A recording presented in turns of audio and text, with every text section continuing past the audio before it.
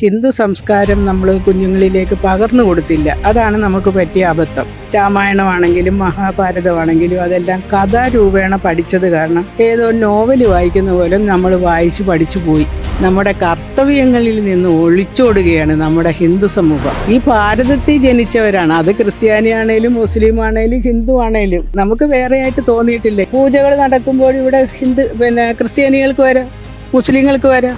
ഞാനൊക്കെ കൊച്ചായിരുന്നപ്പോൾ പ്രാർത്ഥിക്കുന്ന ഒരു പ്രാർത്ഥനയുണ്ട്: ഭഗവാൻ, ക്രിസ്തു, ഹള്ള, ശ്രീപരമേശ്വരൻ, ശ്രീകൃഷ്ണൻ എന്നീ പേരോതി നിന്നെ വാഴ്ത്തുന്നു മനുഷ്യർ, എല്ലാം ഭഗവാൻ ഒരാളെന്ന് ഞങ്ങൾക്കൊക്കെ അറിഞ്ഞിടാം. എല്ലാ മതവും പഠിപ്പിക്കുന്നത് മനുഷ്യർ നന്നാവാനാണ്. സുഖമില്ലാതെ അമ്മ കിടന്നിട്ട് എന്തിനാ പോയെന്നൊക്കെ എല്ലാവരും ചോദിക്കും.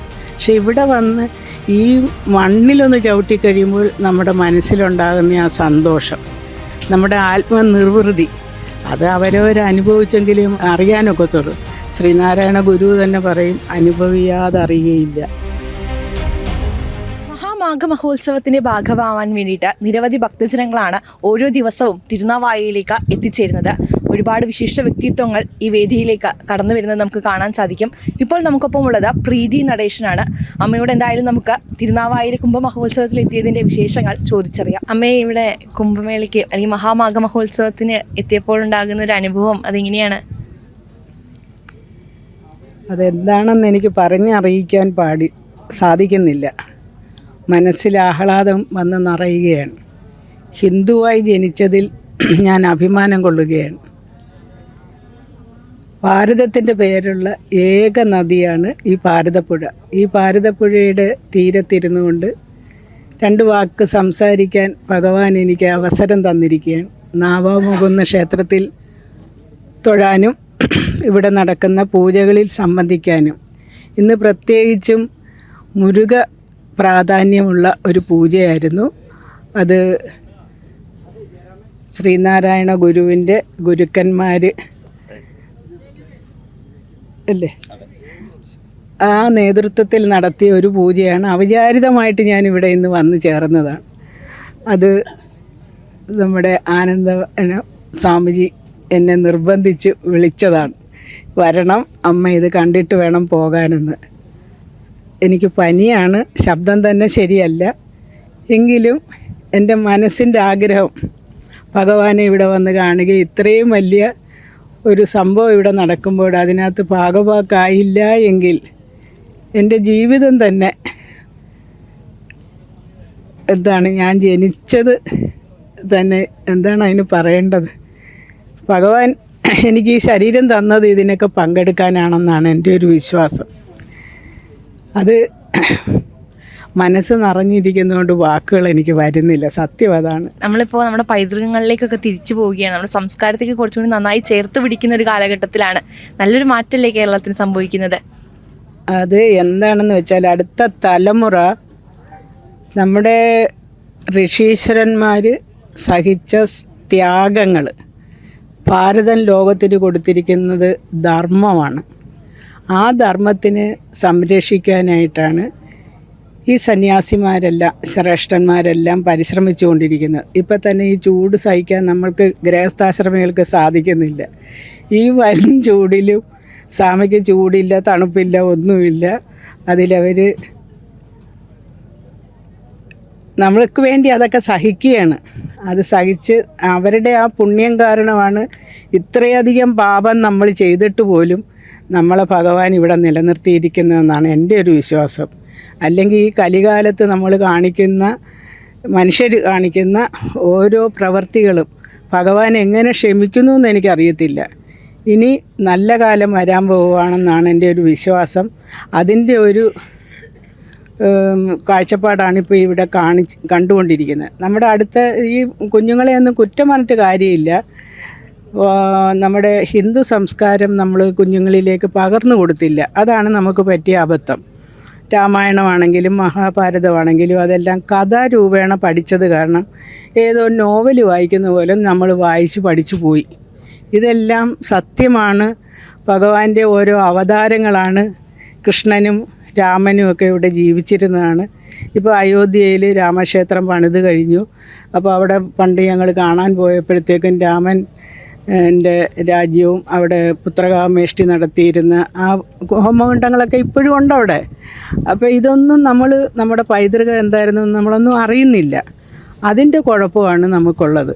ഇപ്പോൾ യേശുവിൻ്റെ കാര്യങ്ങൾ പറയുന്നു, 5 അപ്പം കൊണ്ട് 5000 പേരെ ഊട്ടി എന്ന് പറഞ്ഞാൽ ആർക്കും സംശയമില്ല. ഇത് അവരുടെ തപസ്സിലൂടെ നേടിയ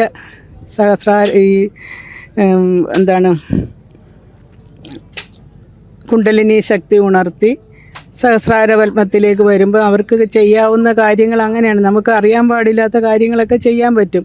പെട്ടെന്ന് അവർക്ക് വലിയവരാകാൻ സാധിക്കും, ചെറുതാകാൻ സാധിക്കും.